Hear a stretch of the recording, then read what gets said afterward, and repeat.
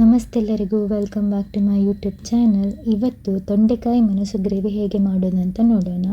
ಮೊದಲು ಅರ್ಧ ಕೆಜಿ ತೊಂಡೆಕಾಯಿಯನ್ನು ಚೆನ್ನಾಗಿ ತೊಳೆದು ಅದನ್ನು ಕಲ್ಲಿನಲ್ಲಿ ಜಜ್ಜಿ ಒಂದು ಪಾತ್ರೆಗೆ ನೀರು ಹಾಕಿ ಚೆನ್ನಾಗಿ ತೊಳೆಯಬೇಕು.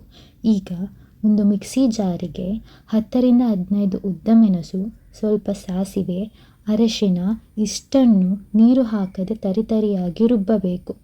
ನಂತರ ಇದಕ್ಕೆ 5ರಿಂದ 6 ಎಸಳು ಬೆಳ್ಳುಳ್ಳಿ ಹಾಕಿ ಇನ್ನೊಮ್ಮೆ ನೀರು ಹಾಕದೆ ರುಬ್ಬಬೇಕು. ಈಗ ಒಂದು ಪಾತ್ರೆಗೆ 4ರಿಂದ 6 ಚಮಚ ತೆಂಗಿನ ಎಣ್ಣೆ ಹಾಕಿ ಆ ಎಣ್ಣೆ ಬಿಸಿಯಾದ ನಂತರ ರುಬ್ಬಿದ ಮಸಾಲವನ್ನು ಅದಕ್ಕೆ ಹಾಕಿ ಚೆನ್ನಾಗಿ ಲೋ ಫ್ಲೇಮ್ನಲ್ಲಿ ಫ್ರೈ ಮಾಡಬೇಕು.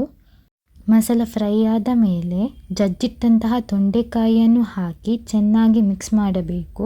ಈಗ ಇದಕ್ಕೆ 2 ಲೋಟ ನೀರು, ರುಚಿಗೆ ತಕ್ಕಷ್ಟು ಉಪ್ಪು ಹಾಕಿ ಲೋ ಫ್ಲೇಮ್ನಲ್ಲಿ ಮುಚ್ಚಳ ಮುಚ್ಚಿ 20ರಿಂದ 25 ನಿಮಿಷ ಬೇಯಿಸಬೇಕು. ಈಗ ತೊಂಡೆಕಾಯಿ ಮೆಣಸು ಗ್ರೇವಿ ತಿನ್ನಲು ರೆಡಿ.